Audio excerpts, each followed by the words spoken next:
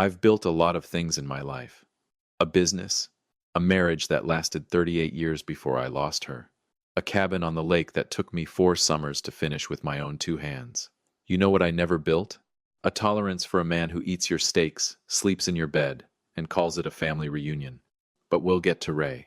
First, let me tell you about the Friday morning. I drove up to my cabin and found out my son-in-law's entire family had turned it into their personal resort. My name is Walter Coleman. I'm 64 years old, born in Traverse City, Michigan, and I've lived within 20 miles of Grand Traverse Bay my whole life. I have one daughter, Emily, 33 years old, smart as a whip, runs her own physical therapy practice, the proudest thing I ever helped raise. And I have a cabin, 3 bedrooms, cedar siding, a dock I rebuilt myself 2 years ago, sitting on 11 acres up near Elk Rapids, right on Torch Lake. Water so clear, you can see 20 feet down on a calm day. I built that cabin as a retirement project after Karen passed. Every board, every nail, most of it done alone on weekends, because keeping my hands busy was the only thing that made the house in town feel survivable. It became something else after a while. Not a project anymore. A place. The kind of place where you can finally exhale. I'd been renting it out on the weekends. I wasn't using it myself. Good extra income. And it kept the place lived in instead of sitting empty and getting stale. I had a property management company, run by a woman named Deb Ferris, handling the bookings. Deb's sharp, been doing lake house rentals in that region for almost 15 years, doesn't miss a detail. She just landed me a strong booking, a young couple from Chicago celebrating their anniversary, set to check in that Saturday. All I needed to do was drive up Friday morning, walk the property, make sure everything was ready, and give Deb the final go-ahead. 2 hours from my place in Traverse City up to Elk Rapids. A drive I could do with my eyes closed if the law allowed it. Windows down, that early October Michigan air, crisp enough to remind you fall was serious about arriving. The maples along M88, doing that thing they do this time of year, orange and red, just starting to catch fire at the edges.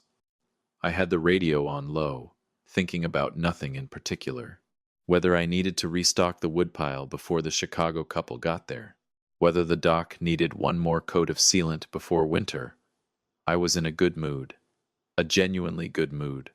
The kind you don't question, you just enjoy while it lasts. I turned onto the gravel drive that leads back to the cabin around 10 in the morning. Everything looked the way it always looks this time of year. The birches thinning out, a few geese working their way across the lake in a loose V. Quiet, in that particular way. Only a place with almost no birches neighbors can be quiet. And then I came around the last bend, and I saw the driveway. 4 vehicles I didn't recognize. A Ford F-250, with a camper shell, backed in close to the shed. A minivan with Indiana plates. A Jeep Wrangler with the doors off, parked crooked across 2 spots, like whoever drove it didn't care what else might need to fit.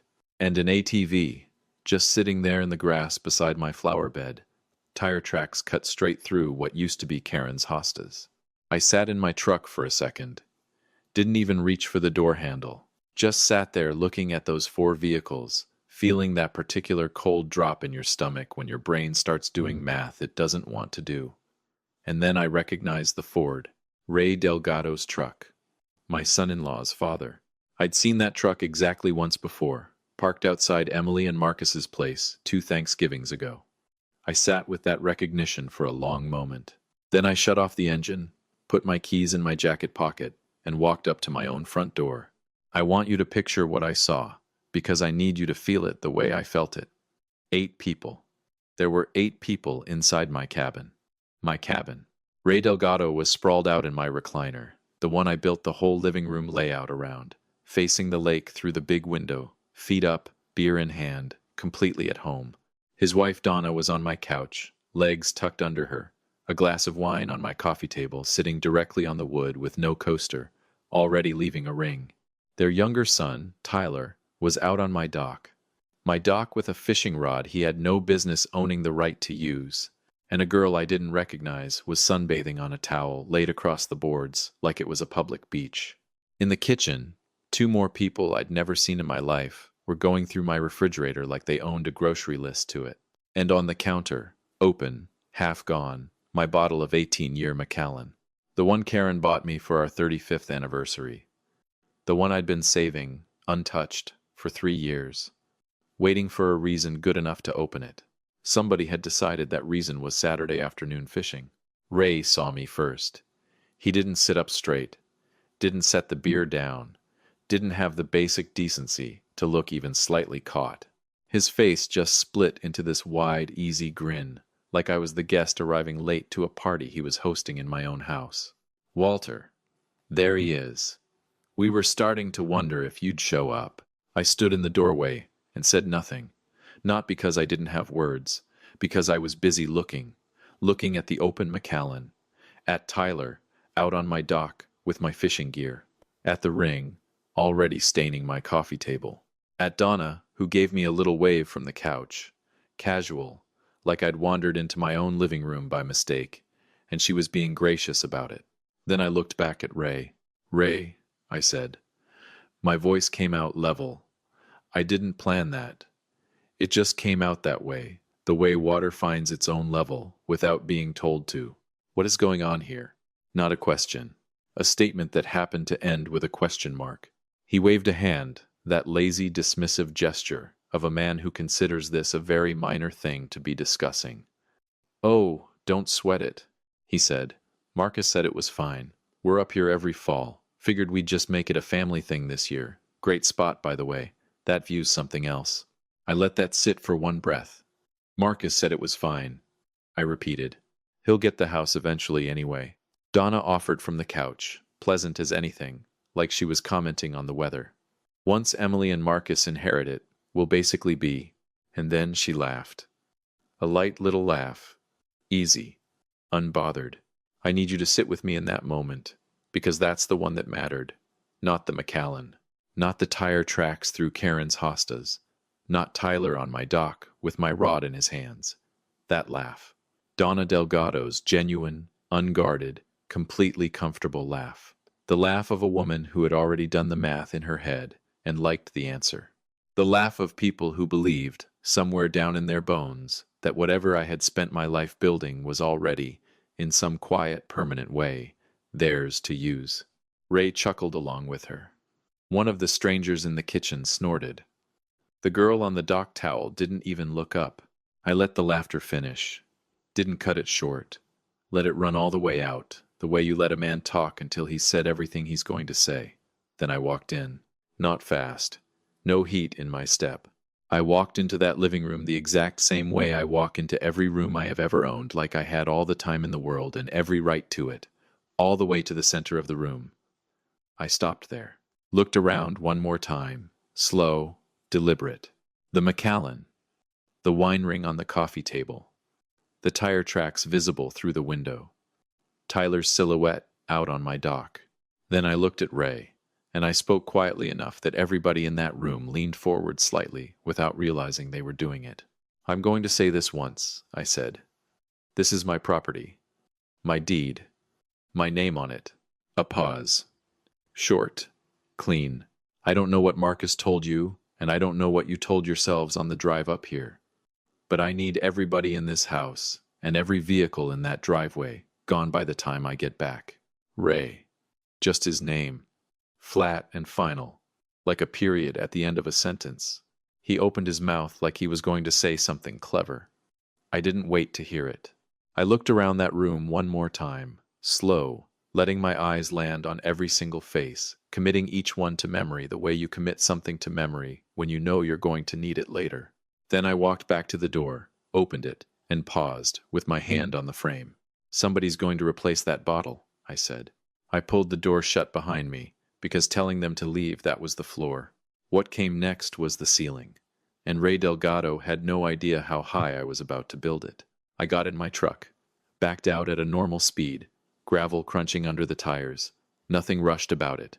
Drove about 15 minutes down to a little diner in Elk Rapids, the kind of place that's been serving the same pie since before I was born, and I sat in the parking lot with the engine off and the October sun coming in flat and low through the windshield. Then I called my daughter. Emily picked up on the second ring. Hey, Dad, everything okay? No, I said, but I need you to answer something before I explain anything else. A pause. I could hear the concern creeping into it already. Okay. Did you or Marcus give the Delgados a key to the cabin? Silence.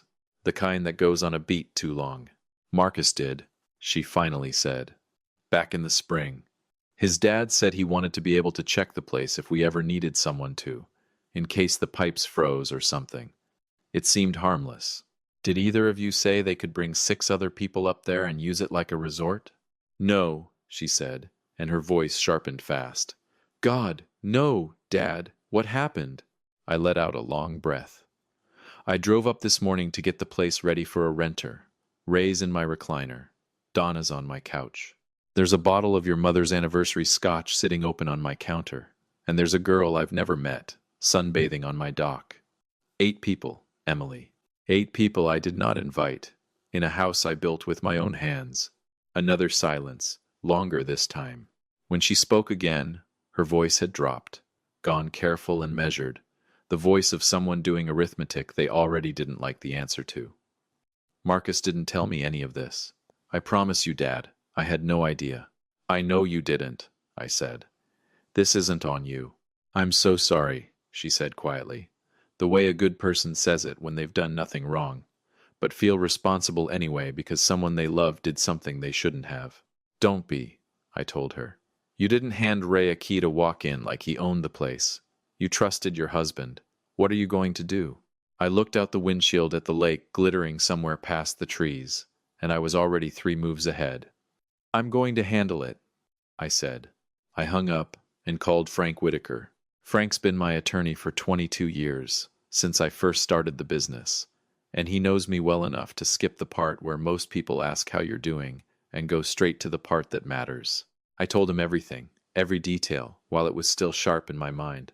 There was a pause on the line when I finished the particular Frank Whitaker pause, the one where you can practically hear him running 3 different angles at once behind those wire-rimmed glasses of his. Then he told me what we were going to do. Here's something nobody tells you about playing a long game. It doesn't just feel like anger, it feels like clarity. That cold, clean, focused kind of clarity that only shows up once someone has pushed you past the emotion and out the other side into a place that's quieter and a lot more dangerous. That's where I was, sitting in that diner parking lot with a cup of coffee going cold in the cup holder. I called Deb Ferris next, still from the truck. Told her to pull the cabin off the rental calendar for exactly 2 weeks. Didn't explain why. Deb's worked with me long enough to know that when I say hold, I mean hold, and I have a reason. She said understood, and that was the end of it. I drove back to the cabin that evening, just to check. All 4 vehicles were gone. Grass tire tracks still cut through the hostas, but the driveway was empty, the place dark and quiet against the trees. They'd left, because whatever Ray Delgado believed he was entitled to, he wasn't willing to test it against a man who'd just looked him dead in the eye in the middle of his own living room. Nobody ever is. 9 days later, I had dinner with Emily and Marcus at their place in Traverse City. We sat down, and Marcus told me about a contract dispute he was working through at the engineering firm, the kind of problem that takes patience and a clear head. I told him he sounded like he was handling it exactly right, because he was. Emily talked about a difficult patient case, how rewarding it had been when the guy finally walked again after months of work. I asked good questions. I listened well. I laughed when something was actually funny. Somewhere between dinner and dessert, Marcus mentioned, carefully.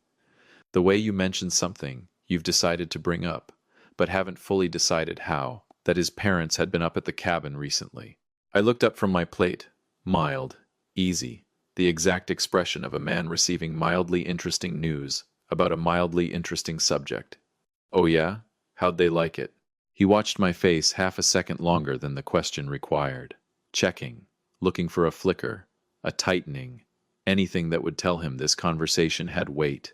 I gave him nothing. They loved it, he said. Good lake for it this time of year, I said, and reached for the breadbasket, asked Emily if she wanted the last piece. She did. I gave it to her, and that was the end of that. What Marcus didn't know, what nobody at that table knew, is that 72 hours earlier, Frank Whitaker had already started drafting the legal framework for my Torch Lake property. Not anything that implied shared ownership or future access, or the comfortable, quiet inheritance that Ray Delgado had apparently already mentally deposited into his family's account. Frank called me 4 days after that dinner. He had a tone in his voice, the one that means something's developed, that needs more than one plan running at the same time. Deb went by the cabin, he said. I know, I told him. Routine check. She collected the mail, Frank said. It wasn't your mail. I already knew where this was headed, but I let him finish. A hunting magazine subscription, a letter from an Indiana credit union, and a renewal notice for a storage unit, he said. A pause. All addressed to Raymond and Donna Delgado. At your address. The October light was doing that thing it does in Michigan in the evening, going gold and long and specific, like it wants you to notice every detail before the day's finished with you. How long do you figure? Frank asked. Long enough to open a storage unit in a town 2 hours from where they live, I said. Silence on the line. The particular Frank silence, the one that means he's building something in his head and wants to get it exactly right before he says it out loud. Walter, he said finally, this wasn't spontaneous. That whole scene, the recliner, the wine, the fishing gear on the dock, that kind of comfort that's not people borrowing something for a weekend, that's people who've decided they already live there. I didn't say anything. That has implications, Frank said, that go a lot further than one bad Friday. Build the file, I said. Already started, said Frank. Here's what went into that file. A formal report to the Antrim County Sheriff's Office, documenting the unauthorized entry, filed quiet, no press, no drama, no calls to Emily or Marcus. Just a report, dated, on record.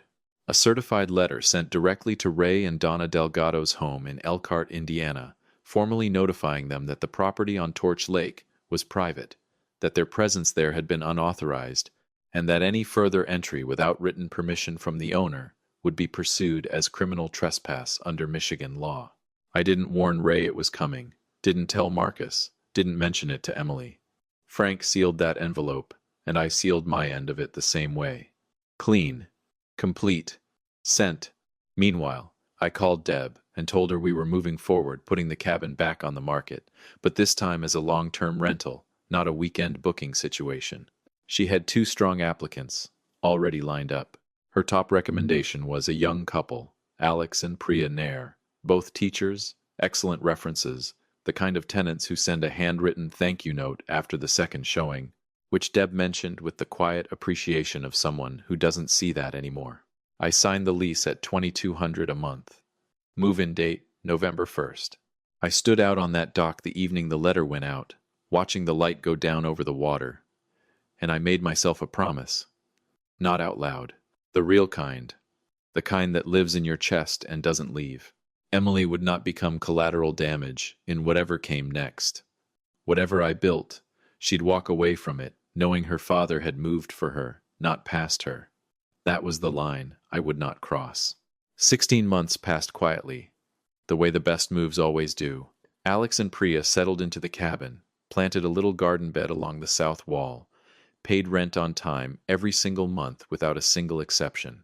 And underneath all that quiet, ordinary normalcy, something had been building in the back of my mind since the day I stood in my own living room and listened to Donna Delgado laugh. I called Frank at 8 o'clock on a Tuesday morning. I've been thinking, I said. I assumed you would be, Frank said. I want to sell the cabin, I told him. A pause. The Frank pause, running the angles. Outright, he said. Outright. Best offer. Clean sale. Walter, that's a significant asset. The asset isn't the cabin, I said. The asset is what I do with what it turns into. I heard him set something down on his desk, the sound of a man giving a call his full attention. Tell me what you're thinking, he said. So I told him. When I finished, there was a long silence on the line. Then Frank said, in the careful, measured tone of a man who's practiced law for 30 years and learned never to show surprise, Walter, that is the most thorough thing you've ever asked me to build. Can you do it? I asked. I can have the framework drafted inside of 10 days. Good, I said. Get started. Here's what Frank Whitaker built over the following 3 weeks. Pay attention. because every piece of it matters. First, the cabin. Deb listed it within a week, good photos, honest description, strong asking price. Within 12 days, she had 3 serious offers on the table. I took the cleanest one, a retired couple relocating from Ann Arbor, closing in 30 days. I signed the paperwork on a Thursday afternoon and felt nothing but certainty. The cabin was gone. Whatever future Ray Delgado had been quietly banking on had just been sold, fair market value, to 2 strangers who'd never even heard his name. No drama, no announcement, just gone. But that was only the start of it. The proceeds went straight into a trust, not a simple one. A carefully, deliberately structured trust that Frank spent the better part of 2 weeks drafting with the kind of precision that makes other lawyers uncomfortable to sit across the table from. Here's what that trust said, in plain language. Emily would inherit fully, completely.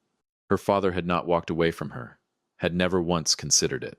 But, and this is the part I need you to really hear, the terms included one clause, written in clear, unambiguous legal language, stating that if Emily's spouse wished to have any legal access to, or claim on, or benefit from any asset held in that trust, he would be required to sign a postnuptial agreement first, drafted by independent counsel, signed voluntarily on the record. Not because I hated Marcus, because I had watched his parents sit in my living room and mentally spend money that wasn't theirs yet.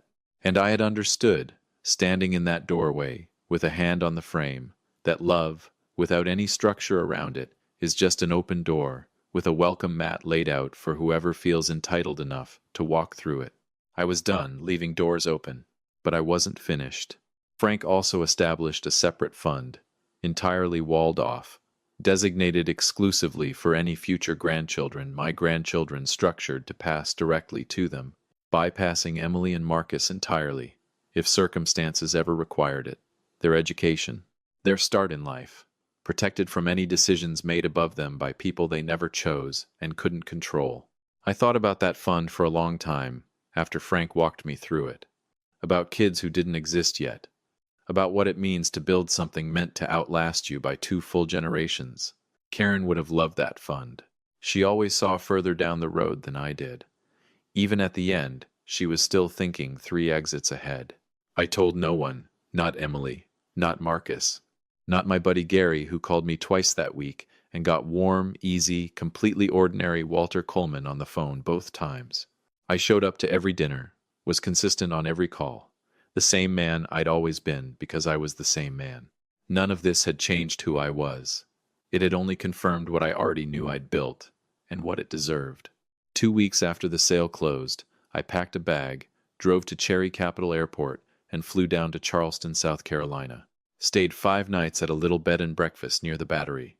Walked those cobblestone streets every morning while the air was still cool off the harbor. Ate more shrimp and grits than any one man should admit to in public. Read a book I'd been meaning to finish for 2 years, and slept without setting an alarm a single time. And I sent postcards, one to Emily, one to Gary, and one, and I'll admit, this one I enjoyed writing most to Emily in Marcus's house, addressed to the family. A photograph of Rainbow Row on the front, a short note on the back. Taking a little time for myself, back soon, hope everyone's doing well. Dad, I want you to think about what that postcard did when Marcus held it in his hands. The cabin had just sold. The man who sold it hadn't explained a single thing, hadn't argued, hadn't shown a flicker of anger, and now he was somewhere in South Carolina, sending postcards, like a man completely at peace. That postcard was its own message. And Emily, who was a good deal sharper than her father-in-law, ever gave her credit for being understood something the moment she turned it over in her hands. She just didn't know yet exactly how deep that message went. I flew home on a Sunday. Monday morning, I called Marcus directly. "Hey, Walter," he said. "How was the trip?" "Restorative," I said. "Listen, I need to get everyone together. My place. Saturday afternoon. Can you and Emily make it?" A pause. "Is everything okay?"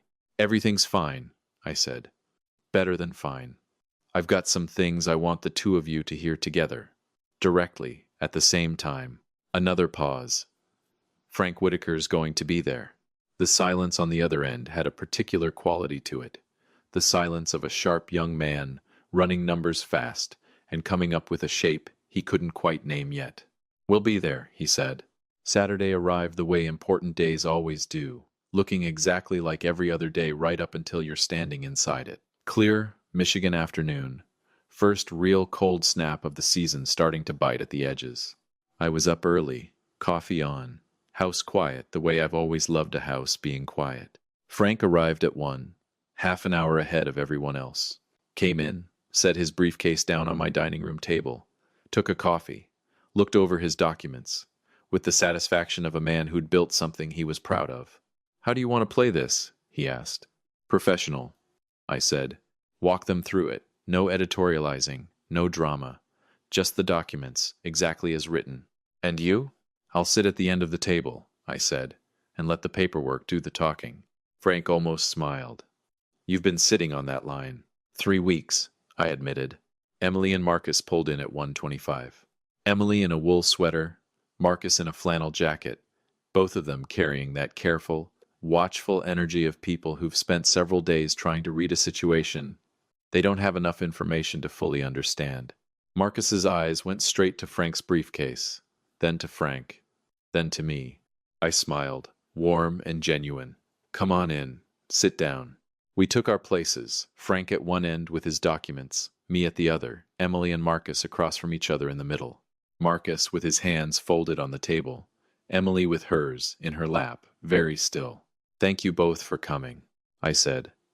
"I asked Frank to be here because I've made some decisions about my estate, and I want you both to hear them clearly, directly, and at the exact same time. No confusion. No second-hand versions. No surprises down the road." I looked at both of them evenly. "Frank, go ahead." What happened over the next 35 minutes wasn't a confrontation. It wasn't a scene. Nobody raised their voice. Nobody pointed a finger. There was no moment where somebody stood up and said something they'd been rehearsing in the car. It was something quieter than all of that, and a whole lot more permanent. It was a man reading legal documents out loud at a dining room table in Traverse City, Michigan. Frank started with the sale of the cabin. Confirmed, completed, closed, proceeds received in full. He slid the closing statement to the center of the table. Marcus looked at it. Emily looked at it. Neither one said a word. Then the trust. Frank walked through it the way he walks through everything, methodical, unhurried, in the precise language of a man who understands that clarity is the most powerful thing a legal document can offer. Emily's inheritance, outlined completely, full, generous. Not a dollar diminished. Her father hadn't punished her. Across the table, I watched Marcus's shoulders drop, just barely, a fraction, as some weight he'd been carrying since that postcard arrived started to ease off him. Then Frank turned the page and read the clause, word for word. The requirement for a postnuptial agreement. Independent counsel. Voluntary execution. Properly recorded. As a condition of any spousal access to trust assets.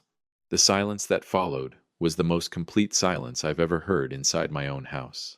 I watched Marcus's face move through 3 distinct things over about 4 seconds. First, shock, the genuine, involuntary kind you can't fake and can't hide. The kind that arrives before your mind has time to arrange itself into something more composed. Second, recognition. Something shifting behind his eyes. A slow understanding dawning that what happened in that living room up on Torch Lake hadn't just been witnessed and quietly remembered. It had been translated into documents, into legal language, into something now sitting on a dining room table he hadn't known existed 30 seconds earlier. And third, and this is the one that told me everything I needed to know about Marcus, something that looked a lot like relief. That raw, complicated relief of a person who's been carrying something they couldn't quite name and just had it named for them out loud by someone else. He looked at me. I held his gaze. No anger in it. No satisfaction. No score being settled across a table. Just steady, clear, direct eye contact that said, "I see you. I saw all of it. And I did what I had to do." He looked back down at the table. Emily had read the clause twice. I could tell by the way her eyes tracked back to the top of the page. When she looked up at me, her face had gone through its own quiet rearrangement. Not toward anger, not toward defensiveness, toward something I recognized, because I'd felt it myself once, standing in a machine shop at 26 years old, understanding for the first time that the game was serious, and you had to play it like it was. She understood the clause wasn't a punishment. It wasn't an accusation against Marcus. It was a wall built around her future by a man who had watched somebody count that future before it was even theirs, and had decided, without drama, without malice, that it would never be that easy again. Emily understood her father had just protected her. Frank turned to the final document, the legacy fund. He explained it plainly, a separate structure, fully funded from the cabin proceeds, designated exclusively for any future grandchildren of Walter Coleman. Their education, their opportunities, their start in this world. Structured to bypass Emily and Marcus entirely if circumstances ever required it. Going directly to the kids. Clean. Untouchable. Already waiting, patiently, for people who didn't exist yet. Marcus made a small sound. Not a word. Just the sound that escapes a person when something lands somewhere they weren't guarding. He pressed his lips together and looked down at the table. And Emily reached across and put her hand over his. Right there. Without hesitation. Without looking at me first for permission. I looked at my daughter in that moment and felt something settle in my chest that had been unsettled for weeks. Whatever conversations were waiting for the two of them in the car on the way home, in the days and weeks ahead, my daughter was going to be all right. She was strong enough to protect her marriage and understand her father at the exact same time. She didn't have to choose between the two. I'd made sure of that. That was the whole point. Frank gathered his documents with quiet efficiency, closed his briefcase with a soft, final click, looked at me. I nodded. Then I pushed my chair back, stood up, and buttoned the middle button of my jacket. Unhurried. The way you button a jacket when something's finished and you're ready for what comes next.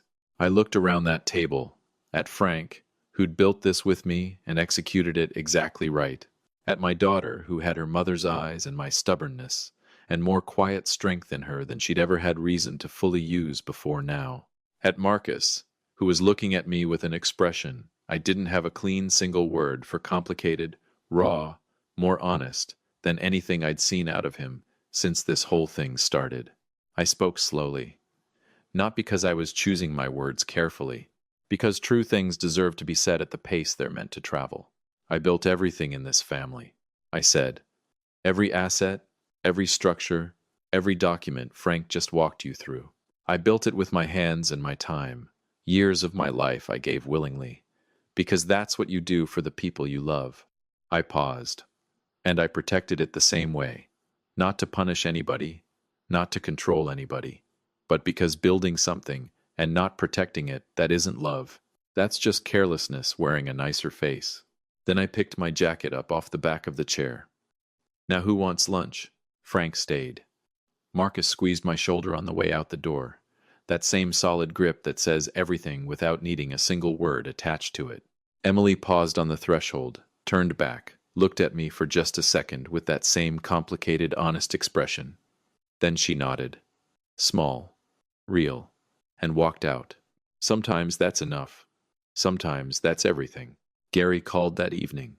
How'd it go? He asked. Fine, I said. Fine? That's all I get?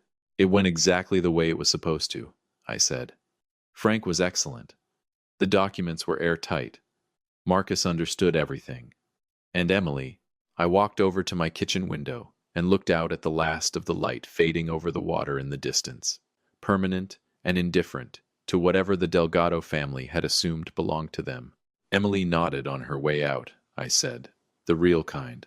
Gary was quiet a second. And Ray? When he hears, he'll hear it through Marcus, I said.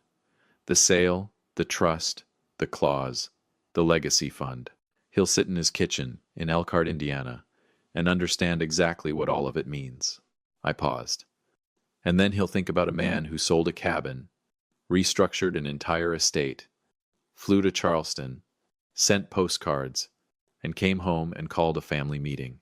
All of it, without ever once raising his voice, without a single threat, without losing his composure for even a second. "And what's he going to conclude?" Gary asked. I set my coffee mug down. "That the day he sat in my recliner with my scotch in his hand and laughed," I said, "was the most expensive afternoon of his entire life. The legacy fund is fully established now, sitting there, waiting, patient, the way well-built things always do. The postnuptial agreement was signed 8 weeks after that family meeting. Independent counsel, voluntary, on the record. Marcus signed it himself. No hesitation. Ray Delgado hasn't set foot in the state of Michigan since. And somewhere in Elkhart, Indiana, a man who once spread his arms wide in somebody else's living room and laughed, sits quietly with his morning coffee most days, and thinks about a family meeting he was never invited to, about documents he'll never lay eyes on, about a legacy fund built for grandchildren whose future he'll never be able to touch. He knows what happened. He just has to live with it every single day for the rest of his life.